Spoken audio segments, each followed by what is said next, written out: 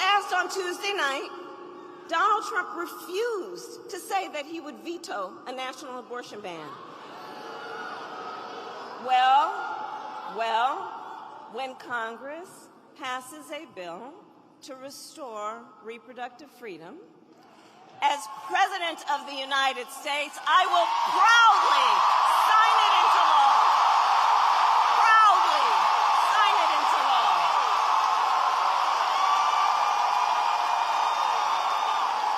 We are not playing around. And across our nation, we are witnessing a full-on attack on hard-fought, hard-won fundamental rights and freedoms, like the freedom to vote, the freedom to be safe from gun violence, the freedom to breathe clean air and drink clean water, and the freedom to love who you love openly and with pride.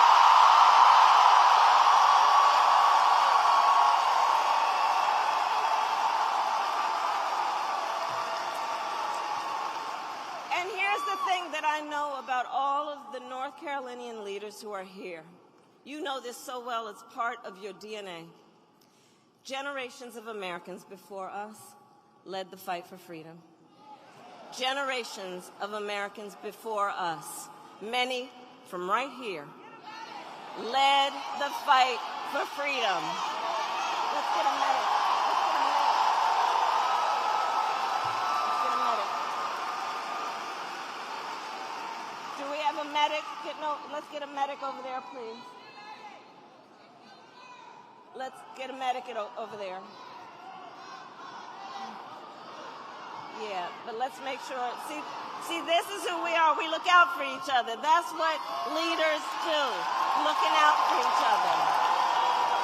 Okay, we've got a medic. Okay. So generations of Americans before us led the fight for freedom, and now the baton is in our hands. The baton is now in our hands. And we who believe then in the sacred freedom to vote will finally pass the John Lewis Voting Rights Act and the Freedom to Vote Act. And we who believe in the freedom to live safe from gun violence will finally pass an assault weapons ban, universal background checks, and red flag laws.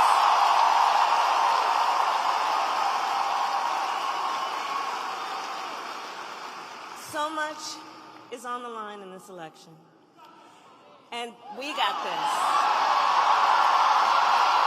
We got this. But look, here's the thing. This is not 2016 or 2020. The stakes are even higher.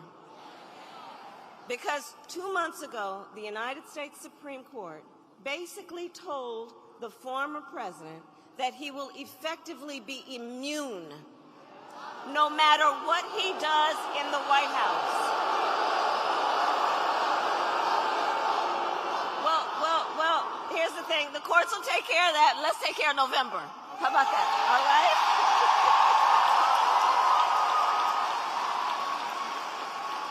But imagine what that court ruling means. Imagine what that means. Because before, there might have been at least the belief that there would be the threat of consequence. But now there's an explicit ruling from the court that suggests he would be immune. Imagine Donald Trump with no guardrails. Imagine what that would look like. He who has vowed, if reelected, he will be a dictator on day one. He who called for the, quote, termination of the Constitution of the United States.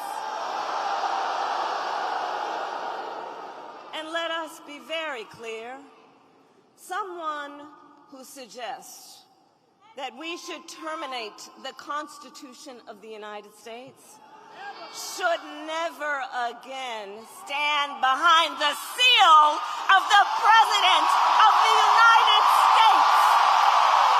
Never again. Never again.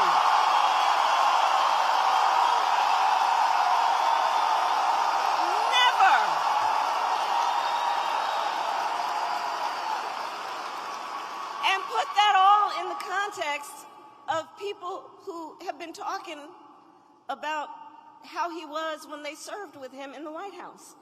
People who saw him every day.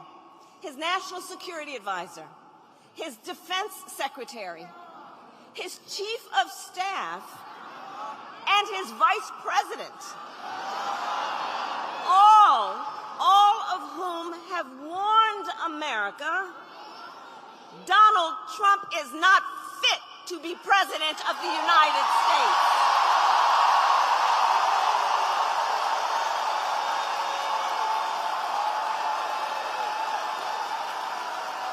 And to never occupy our nation's highest office again. So, North Carolina, I believe it all comes down to this. We are here together. We are here together because we love our country. We love our country. And we together understand the awesome responsibility that comes with the greatest privilege on earth. The privilege and pride of being an American.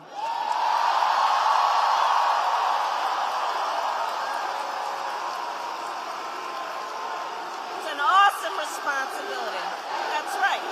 That's right. That's right. That's right.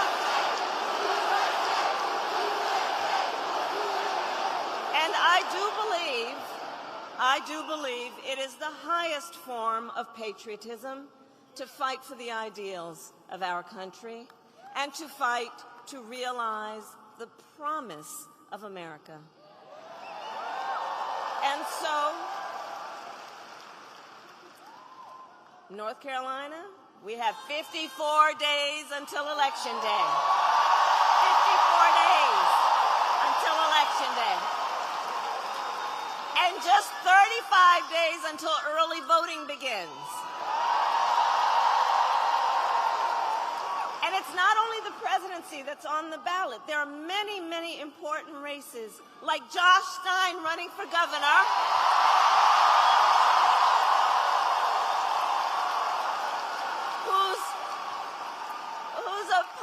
Whose opponent was handpicked by Donald Trump because he wants a total ban on abortion in this state. And that is just one of the many stakes that are at play in this election. But see, we know the power is with the people. The power is with the people. Your voice is your vote, North Carolina. And you are going to make all the difference in the outcome of this race. And look, we know ours will be a very tight race until the very end. We are the underdog. Let's be clear about that. We are the underdog. And so we have hard work ahead of us, but we like hard work. Hard work is good work. Hard work is good work. And with your help, we will win. We will win. And so I ask you today, North Carolina, are you ready to make your voices heard? Do we believe in freedom? Do we believe in opportunity? Do we believe in the promise of America? And are we ready to fight for it? And when we fight, we win. There you go. God bless you, and God bless America.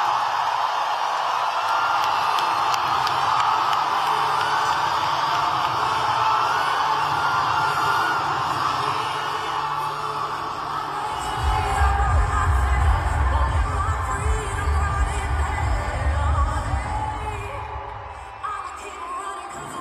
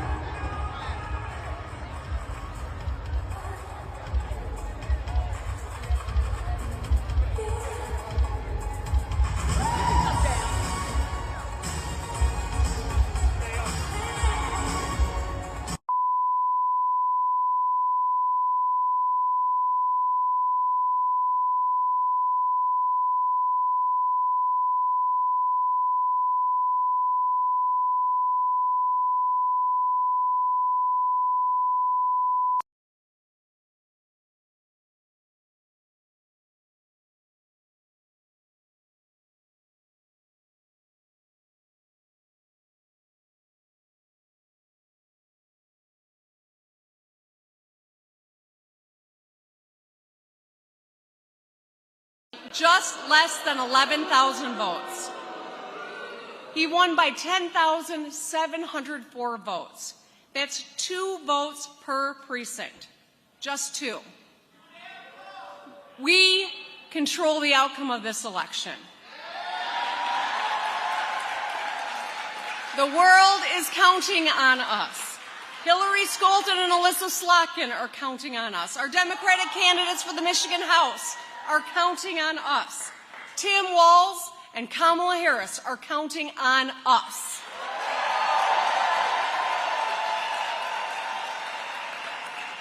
So, if you hear me and you're with me, I want you to say, hell yeah. Will you knock on doors and make phone calls? Will you talk to your family and your friends and your coworkers? Will you show up on Election Day? We can do this, Michigan. You can do this. Let's roll up our sleeves.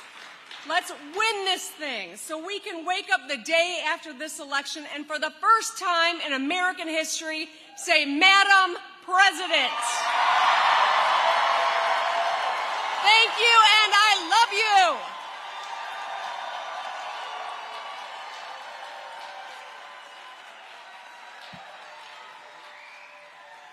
Please welcome first-time presidential voter Mariah Stewart.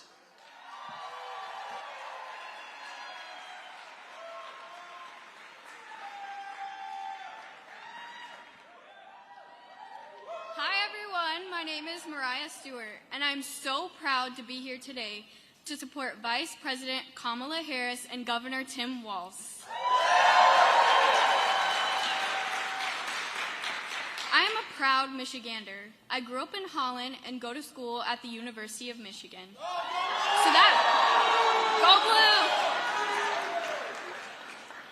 So that means I've seen a few important elections come through this state. But I know the stakes this November could not be higher. You've already heard about so many issues that will help decide this race, so I'll just focus on one that's especially important to me: reproductive rights.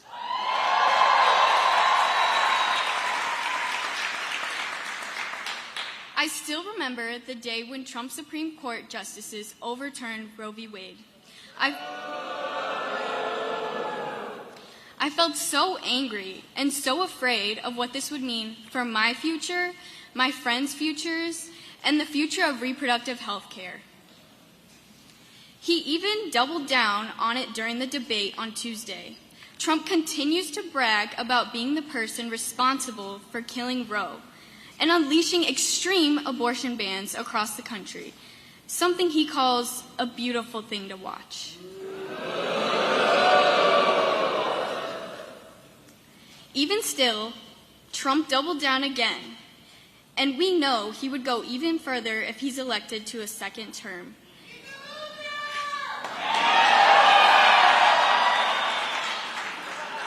During the debate, Vice President Harris held him accountable for overturning Roe. She told stories of millions of women who have been harmed by Trump's abortion bans across the country. And we know he would go even further if he's elected to a second term because he has a plan. It's called Project 2025. And it would ban abortion in all 50 states, including here in Michigan, restrict access to contraception, and force states to monitor and report on women's miscarriages and abortions. It would give Trump complete control over women and our personal choices, which is completely terrifying. Meanwhile, Kamala Harris and Tim Walz have been on the front lines of this fight to protect our freedoms.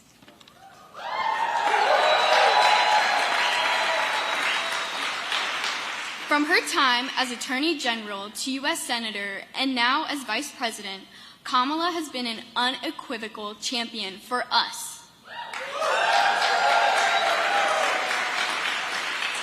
And as governor of Minnesota, Governor Walz was the first governor in the country to pass a law putting protections for reproductive rights into law after Roe was overturned.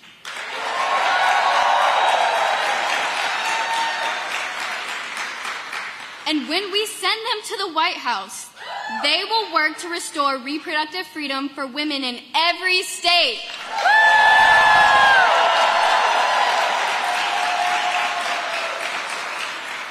These are the kind of leaders young women need right now.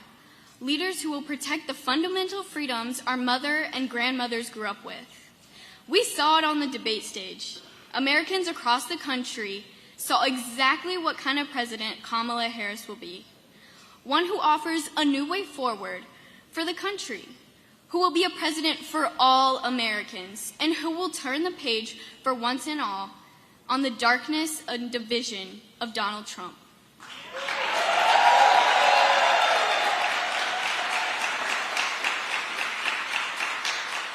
I know many of us are nervous. I know we're afraid of what a second Trump term would mean, but that's all the more the reason to fight, to remind us the stakes of this election. I couldn't be more excited to cast my first vote in a presidential election for them in this race.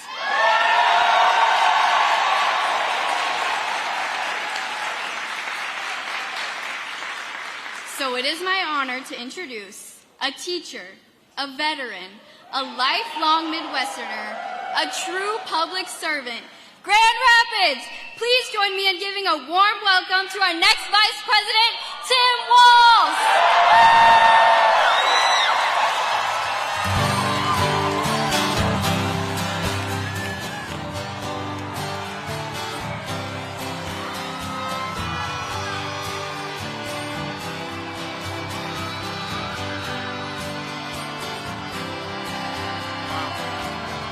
I was born in a small town. Wow. And lived in a small town. Wow. Well, hello, Michigan. It is good to be here. And can we all agree our future's pretty bright with people like Mariah? Holy smokes.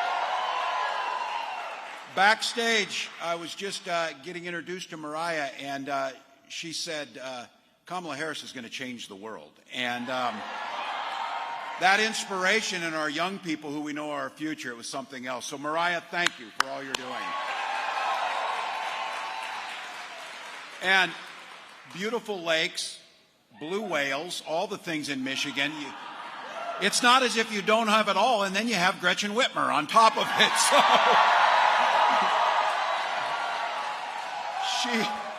she is such a dear friend, but I'll tell you, she is so good at what she does. She has convinced my son, he's a Michigan State fan now. So it's terrible politics for me, but he is true blue, or he's true green over there on it. So he did it. So look, you got an incredible delegation, and we know some of these races are going to be close, but we have got to keep the majority in the House. Make sure you send Hillary Scholten back to the House. Make sure you win that thing. And you got it. You've always had incredible senators, and you got Gary Peters. Very difficult to replace Debbie Stabenow, but you're going to do it with Alyssa Slotkin. Make sure you get it done. Make sure you get it done. To each and every one of you, thank you. A lot of places you can be on a late summer day. Get busy, you're after work, kids are coming home from school. You chose to be here. On behalf of the Vice President and myself, but on behalf of this country, thank you for caring and loving your country enough to show it. Thank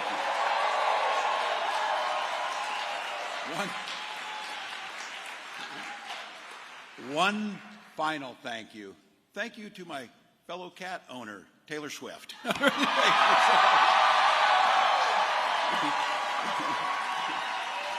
Look, she's not here, but let me just say, Vice President, I know you're all waiting. Oh, what a bait and switch this guy left on us.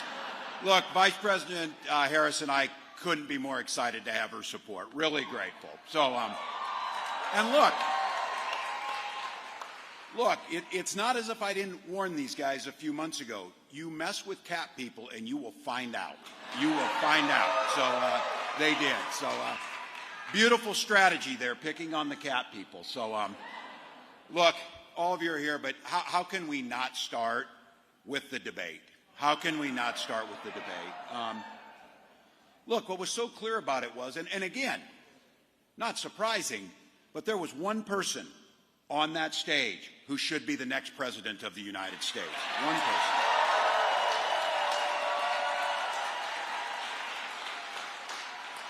She commanded the room, and I know all of us are incredibly proud of Vice President Harris, but let's be very clear. None of us were surprised of what happened there. None of us were surprised. No one has come with more experience to this job than she has, and no one has done more damage than Donald Trump has. So we knew what was coming. And no pun intended, from the get-go, she had the upper hand. Walking in, giving the handshake. Look, it says something about character. We talk about this often. Shake hands. And when you lose, which he did last time and which he will again, you shake hands and walk away. So I got asked right after the debate, do you think we should do another one? And I said, hell, every day we should do another one. Of course. Well, it's not going to happen because Donald Trump confirmed today he's not doing another one. So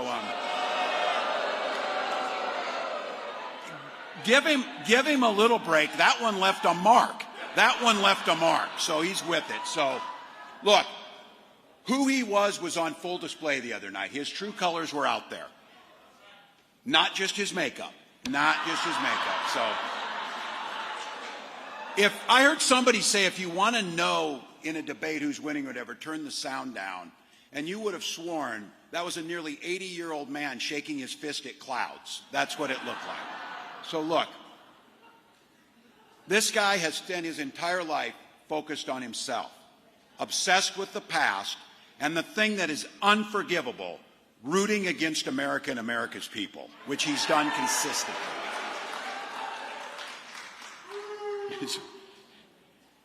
He's had a lot of weird stuff too, so I'm just going to say that. And that was,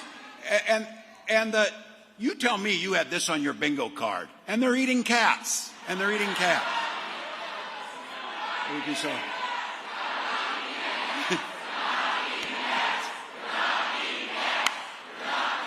Oh, Michigan, we love you. Look, and it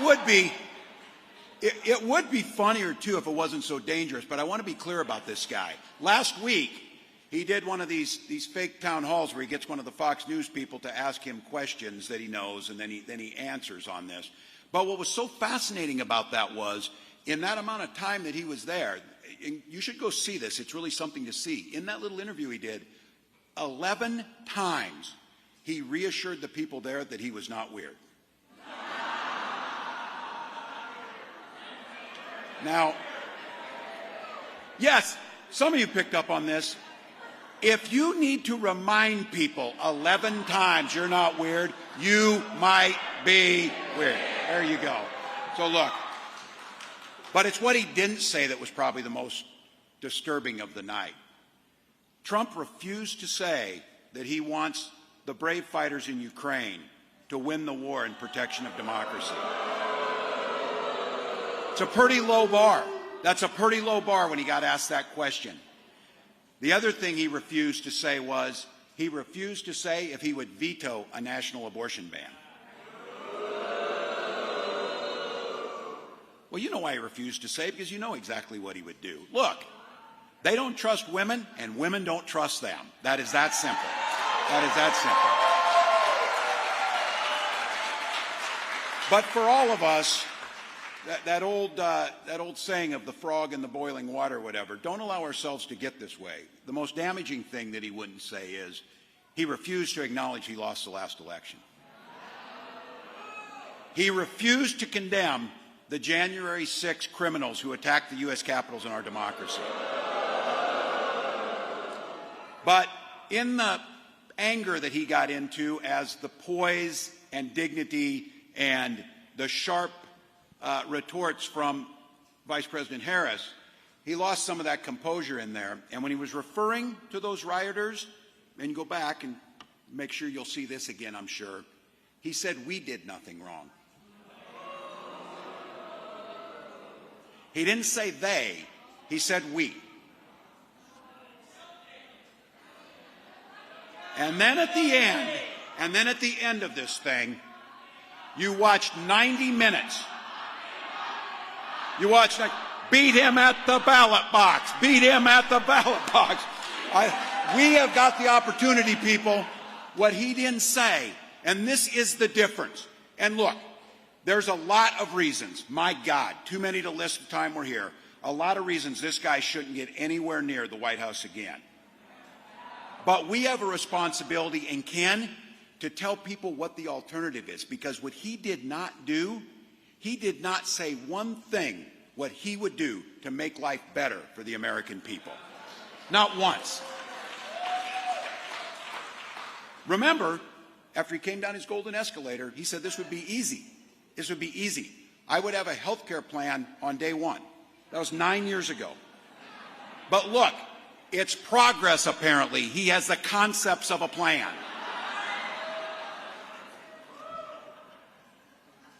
I taught high school for 20 years. Every one of my kids,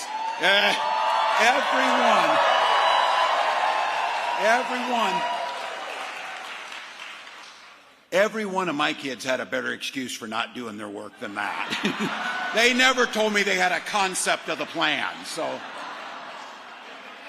look, on every single issue, Vice President Harris is standing on those issues with you and your family. It is clear Donald Trump has no plan for you. His agenda is about him. And the thing is, I will say this, while he didn't articulate it the other night, they've made it easy for us to know what they're going to do because they wrote it in a 900-page document called Project 2025. I keep asking this. Who is asking for that agenda? Who is asking for that agenda? Who is asking except folks that want to take control over your lives? That's the only people asking for it. No one's sitting around asking to give billionaires tax cuts. Nobody's sitting around asking, said, let's make insulin more expensive.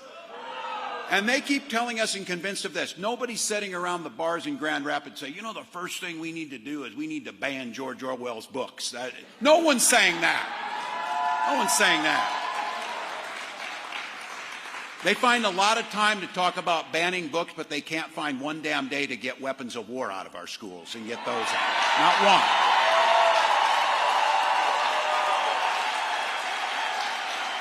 But look, what I was most proud of in this, why Donald Trump spent the entire time whining about himself, talking about his problems, Kamala Harris spent her time talking about you and the way forward. Talking about the future. This guy is stuck in the past. She's focused on the future of this country, the bright future that each and every one of us get to partake in. So look, she took him to task, and we can't say this enough. She prosecuted the case against him. But what I am so proud to be part of this ticket, I'm so proud to be in a room like this, under a whale, by the way, which is quite awesome, on a Thursday night, thinking about the direction of our country. What I am most proud of is, because of all the things Donald Trump has stolen and all the things he did, what is unforgivable is him stealing our joy. So here's the thing. Kamala Harris is bringing not only solutions that focus on you, she's doing it with a smile and joy on her face.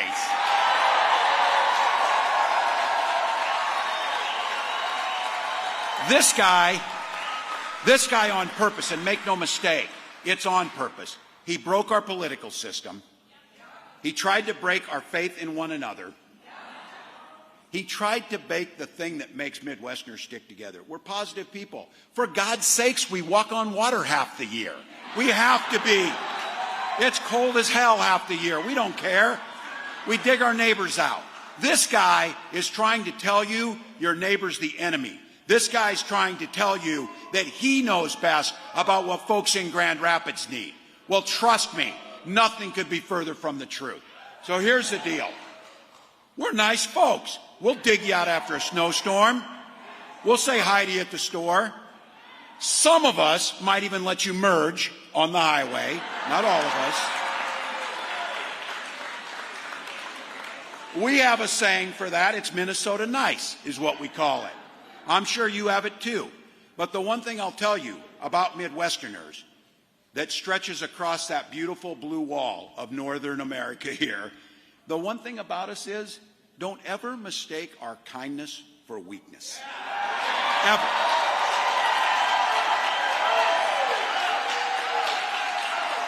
So, all of you in here are teachers. It made me an eternal optimist, but it also made me understand. I supervised the lunchroom for most of those years I taught, too. And we can have joy, and we can do things, and we can be nice, but I'll tell you the one thing we're not going to do. We are not going to tolerate a bully in that lunchroom or in our politics.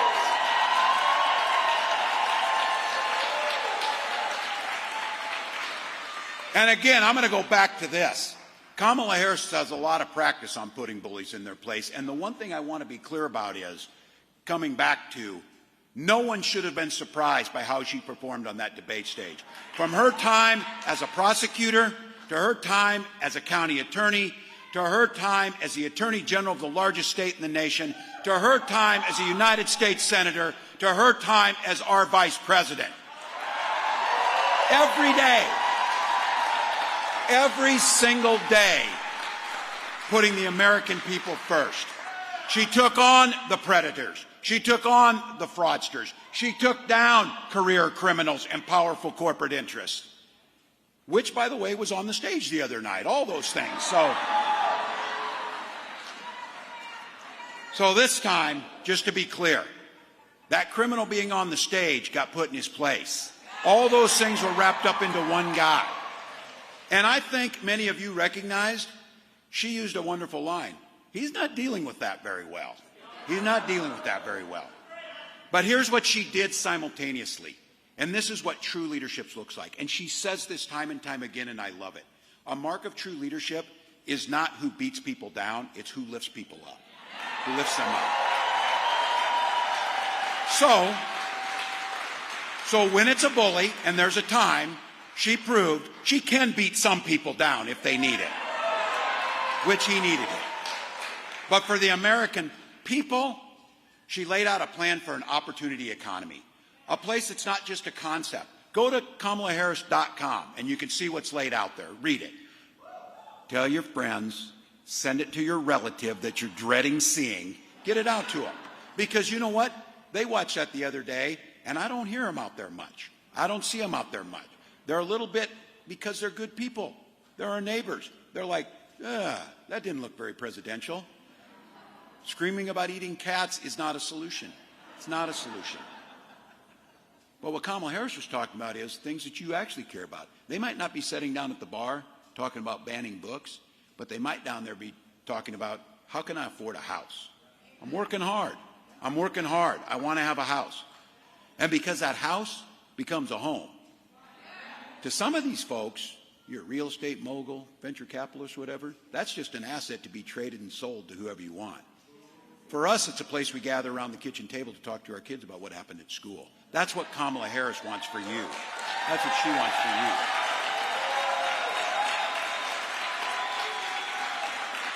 She knows that folks are being squeezed on grocery prices, but let's all be very clear here, folks. You know this in Michigan. I'm a Minnesota guy. Those of us who've been on farms, farmers are getting $3.90 for a bushel of corn and barely $10 for soybeans. They're not getting rich. Somebody in the middle's taking a cut for not growing the corn, not processing the corn, not doing anything. She's talking about price gouging that's illegal in 37 states already and should be illegal across the country to gouge prices.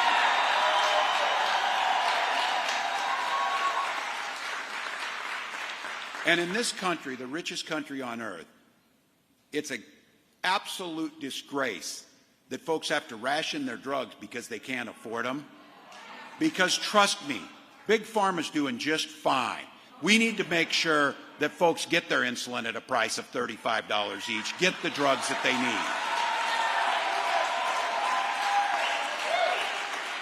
need. And you know what's really interesting? Because Gretchen Whitmer proved it. You can see this. We did it in Minnesota. Kamala Harris wants it for the country. You take care of workers, You make sure folks can unionize. You make sure folks have money.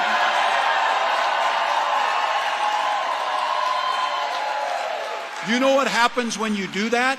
The economy grows and businesses soar. She wants to make it easier for any one of you. If you want to start a small business, cut the red tape, give you a tax cut, and let you start that dream that you want to get going.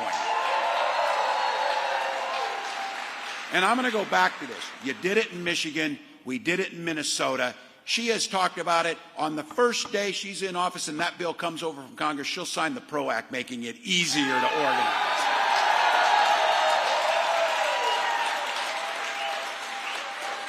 That ability to collective bargain. You know, we did something in Minnesota that I'm like, maybe we ought to do everywhere, is we also made it against the law in Minnesota to have employers put you in a room and give you anti-union propaganda.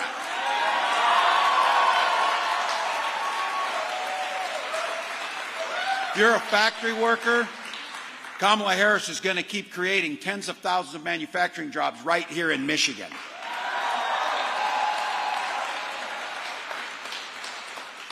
And by the way, well, the Trump administration, even if you don't count the jobs lost under COVID, Kamala Harris and Joe Biden created 6 times more manufacturing jobs than Donald Trump ever did.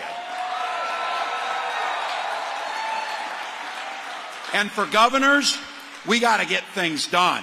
Your governor here made it clear, because of what Kamala Harris was able to do, you're able to have your governor show the rest of the country how to fix the damn roads. And that's something that happened. Historic investments, historic bipartisan investments in infrastructure. And no matter who you are, and this is fundamental, Kamala Harris is out there fighting to make sure you have the freedom to make the choices about your life and your family, not government. Some of you are old enough to remember when Republicans used to talk about freedom, they meant it. Not these guys. This means the government should be free. Invade your doctor's office, invade your school library, even invade your bedroom. Let me say this too. It is weird as hell to think about other people's bedrooms. It is weird as hell.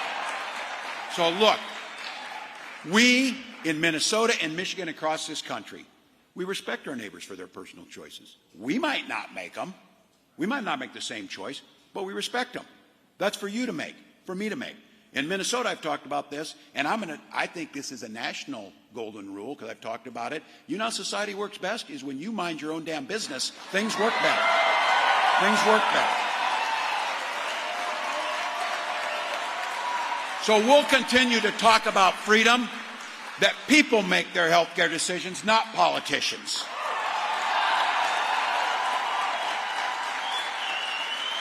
We mean freedom is to get a good education for a better job and a better future, not crippling student loan debt for the rest of your damn life.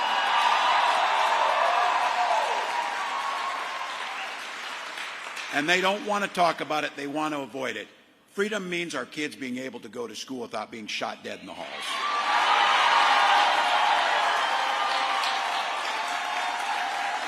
You know it here, Oxford High School, Michigan State. We saw it in Georgia last week. Look, I'm a teacher, I'm a parent. It's the best time of year. Leaves are changing. Friday night football's back. Our kids have a new start and they're going in. It's a time of excitement and hope, everything we want. That's what we want for our kids. But too many of our kids, these first days of school, are a time of sheer terror. A time that is going to stick with them forever. So let's be clear. I know guns. You know guns. I'm a veteran. I'm a hunter. Kamala Harris is a gun owner, by the way, which you found out. So look, I'm not going to take any crap about them, about the Second Amendment. We support the Second Amendment. But our first responsibility is keeping our children safe. And you can have both of them.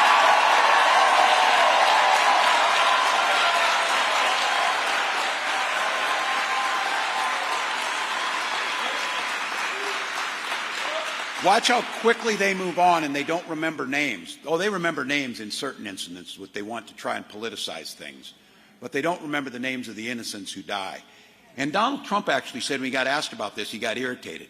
He said, look, people just need to get over it.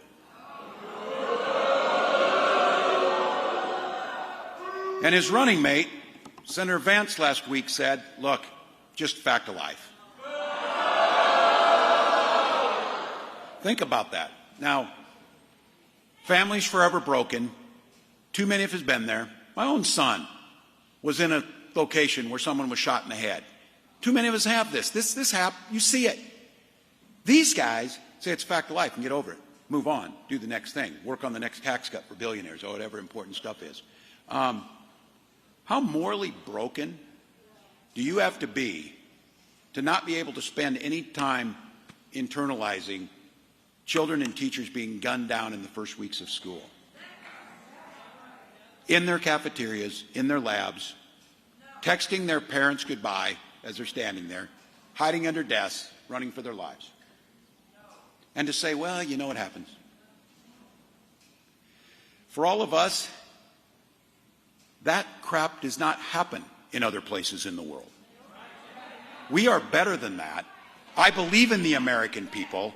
We can hold two thoughts at the same time and make sure that we say what Vice President Harris said last week.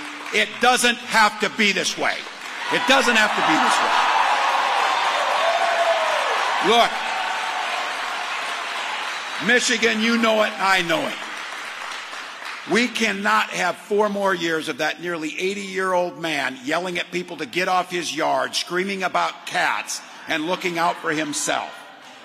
He cannot go back, because when he goes back this time, the one thing I do believe that he said, this time it will be much, much worse. They want to act like, oh, I don't know Project 2025. I don't know anything about this or whatever. Here's what I know enough about is, as a longtime football coach, you take the time to draw up a playbook, you plan on running it. You plan on running it. And he's going to use it. He's going to use it. They are telling us exactly what they're going to do. And this one, I don't believe much of what he says, and he usually doesn't follow through, but he did do this. He was with a bunch of his rich friends down in Mar-a-Lago, and he said, look, you're rich as hell, and I'm going to give you a tax cut. He did that. He did that. And he ballooned the national debt.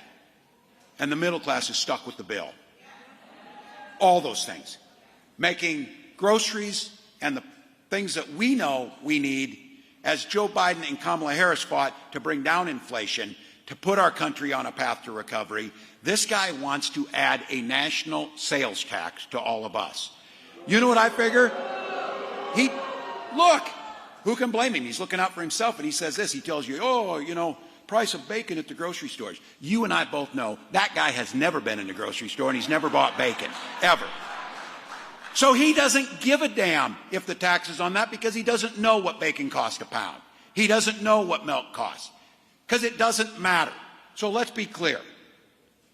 This guy wants the tax cuts for himself, to underfund government, and then those incredible public servants. And I want to say this to the mayor, to the county commissioners, to the folks who are here. Thank you for the work you do every day. To the pressures. To our city workers, our state workers, our federal workers, our police, our teachers, our firefighters, and our military. Those are professionals. They're paid for with tax dollars. And you know what they are loyal to? They are loyal to the Constitution and the rule of law. Donald Trump's plan is to remove those people and install his political lackeys. That's what Project 2025 is going to do.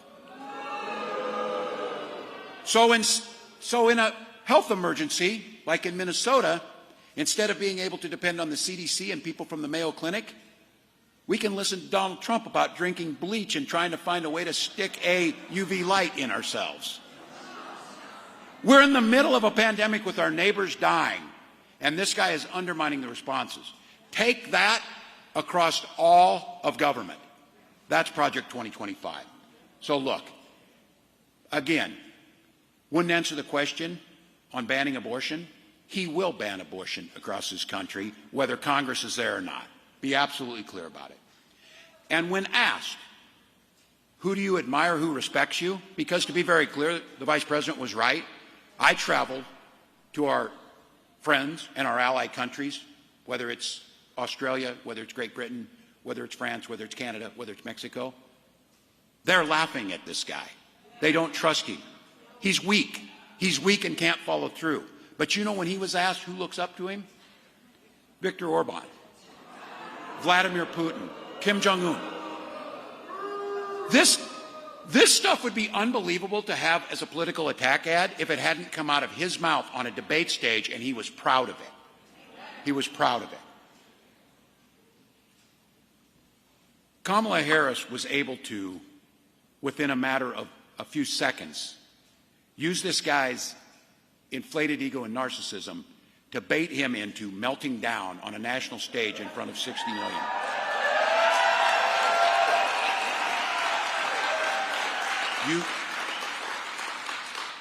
You don't think Vladimir Putin could do that? You don't think Xi Jinping could do that? You don't think that folks who are looking to flatter this guy as he shakes down our allies like it's some type of racket operation, rather than standing with our allies? I had the opportunity in June to be at the 80th commemoration of the D-Day, and driving down those small French roads to the Normandy beaches were French flags, American flags, British flags, Canadian flags. Free people standing together in the defense of democracy. Donald Trump knows nothing about it. It's why he would turn his back and tell Vladimir Putin, do whatever the hell you want in Ukraine. You think they're stopping in Ukraine? You think he's stopping in Ukraine? You think China's not watching when they watch this? Of course they are. That's why we need the strong leadership that was displayed by Kamala Harris to make sure that we put dictators in their place and this country stays firm.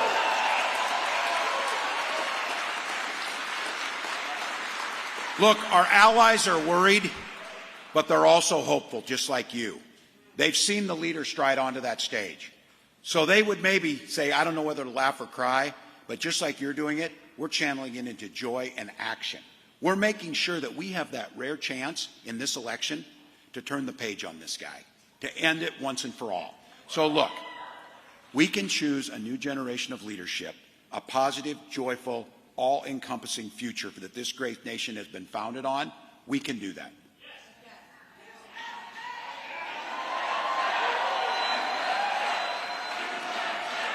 I'll say,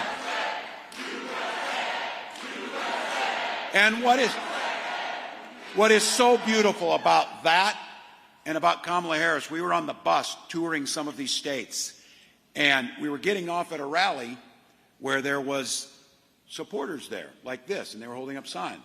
On the other side of the street, there were not supporters. They make it easy because they all wear the same hat. So you know what it is. Said it was a group of independent thinkers standing there ready to yell at us. So, no, but that's me. Kamala Harris's first instinct was, and this is the first time we're on the bus together, my wife Gwen, Vice President, and Doug were there. Doug and Gwen, I want to give them a big round of applause too. So they're out working it. But look,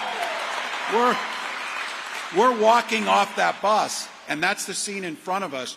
And she turns to me and she said, Tim, don't ever forget, we work just as hard in the policies we put in place to benefit those people, their families, as well as those people and their families. This is a policy for everyone. Can you imagine Donald Trump saying, we're going to look out for those folks that don't vote for me? Because this started, and I love this story, as a young prosecutor. Kamala Harris talked about going in that courtroom for the first time. Kamala Harris, for the people. She's had one client. That's the people of this country. That's the people she's worked for. And she talks about this.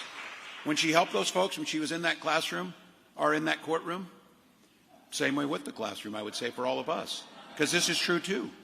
Man, the symmetry is just too beautiful on that one. She didn't do it and I didn't do it. I didn't ask if someone was a Republican or a Democrat. They're an American.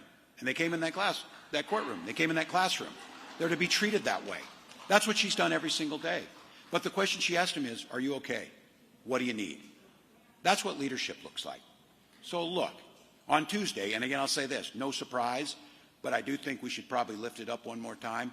Kamala Harris did her job on Tuesday.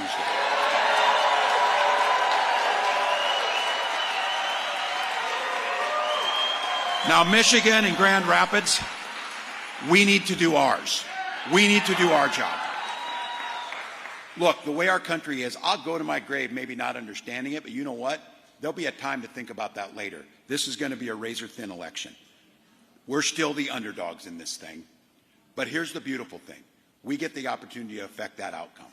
We get the opportunity to decide in 54 days what type of country we want. So for each and every one of us, this is the time to put it all out there. You heard me say this, all gas, no brakes, we're going to sleep when we're dead. That's what that means is, you've seen it. And look, I'm here, and don't ever close that yearbook. I was looking when I came here, the first thing I do is read the local paper and catch up on things. And I saw this Hudsonville game, because I'm a defensive guy, wins 14-12 last week. Big game here. And then I look up, because this is, it gives me an opportunity to say it, as being part of a state championship team, Forest Hill Central is playing in one year. So look, I got to tell you, the people who kind of dismiss us, whatever, look, life isn't about hoping you win. Life isn't about, I wish this would happen. It's great to have aspirations. You have to. But how you get things done is you have a plan and you execute it. The plan to win this thing is we've got the best candidate that we could ever have in Kamala Harris.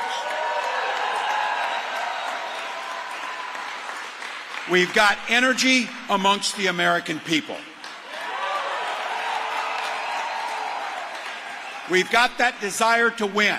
But I said this as football team. There's not a football team in the state that doesn't want to win the state championship, and every year they start out thinking that. The difference is who gets it done. And it takes a lot of things to get it done. It takes a team to get it done. We need to lift up for her right now and get this thing done. So look, I know, my God, you came on a Thursday to listen to a guy from Minnesota while you stood under a whale way in the back of the room. Again, because you love the country.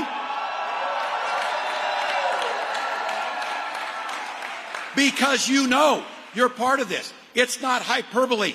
The presidency of the United States and the future of our democracy could very well go right through this room in Grand Rapids. That's how important Michigan is.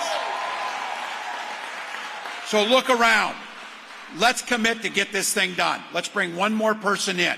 Let's do one more volunteer shift. Let's make one more phone call. People are picking up the phone now. I'm going into these offices. They want to talk about it because, once again, our politics is fun and hopeful and gives us something to work for. So for each of us,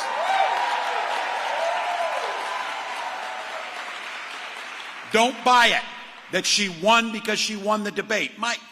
If these elections were about having the best ideas and the best candidates, we'd win every damn race. We always have better ideas and better candidates. But that's not what wins races.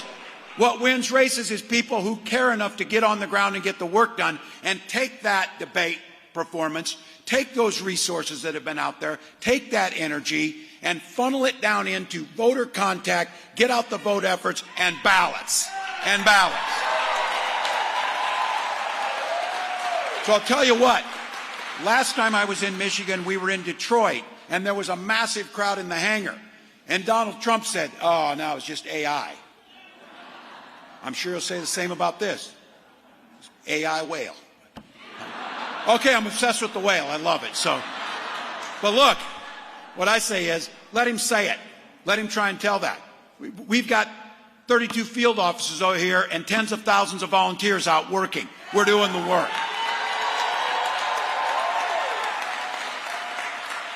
And in 54 days, what won't be AI is the ballots cast for Kamala Harris, the next president of the United States.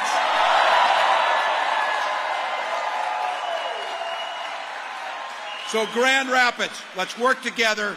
Let's chart that new way forward. Let's do it because we believe in the promise of America. And as you know, the Vice President tells us it, and it is so true. When we fight, we win. When we fight, when we fight, thank you, Grand Rapids.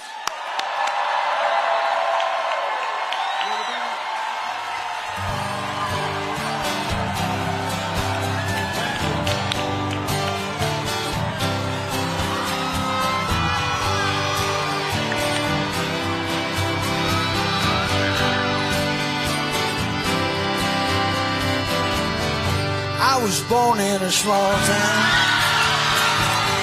and live in a small town. Probably die in a small town. Oh, that small communities. All my friends is a small town. My parents live in the same small town. My job is a small town. Provides little opportunity.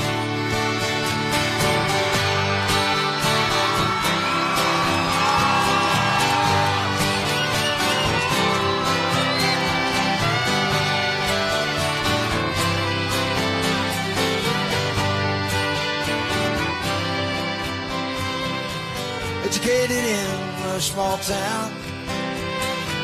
Taught to fear Jesus in a small town. Used to daydream in that small town. Another boy romantic as me. But I seen it all in this small town. Had myself a ball in this small town. My wife was 13 years old when I wrote this song. That small town, just like me. Though I cannot forget from where it is that I come from, cannot forget the people who love me. I can be myself here in this small town, and people let me be, that's what I want to be.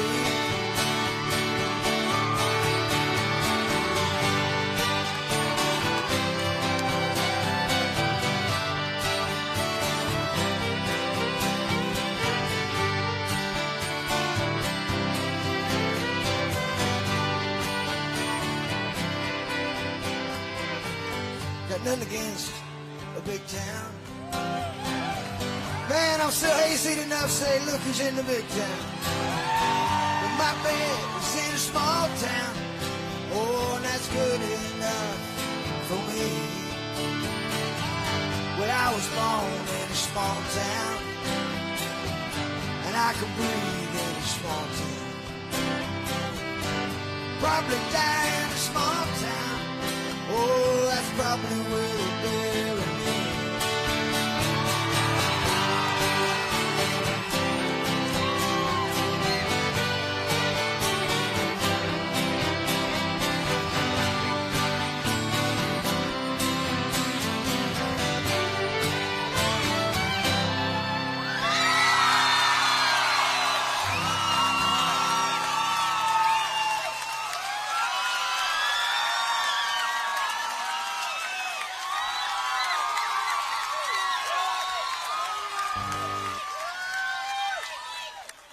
I just want to say that thanks for coming out here to hear us play on the street today. We've been doing this for about a week and a half now, and this is the biggest turnout we've had, so thank you very much. I also want to say that this is not a concert. I'm just playing on the streets. So if you can't hear, I'm sorry, but we didn't bring a big PA system because we didn't want it to be a concert. I'm not.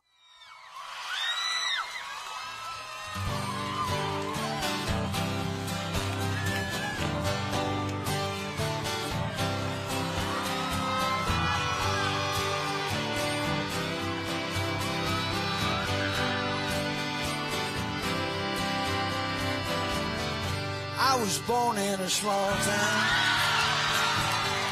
and live in a small town. Probably die in a small town. Oh, that small communities. All my friends, this is a small town.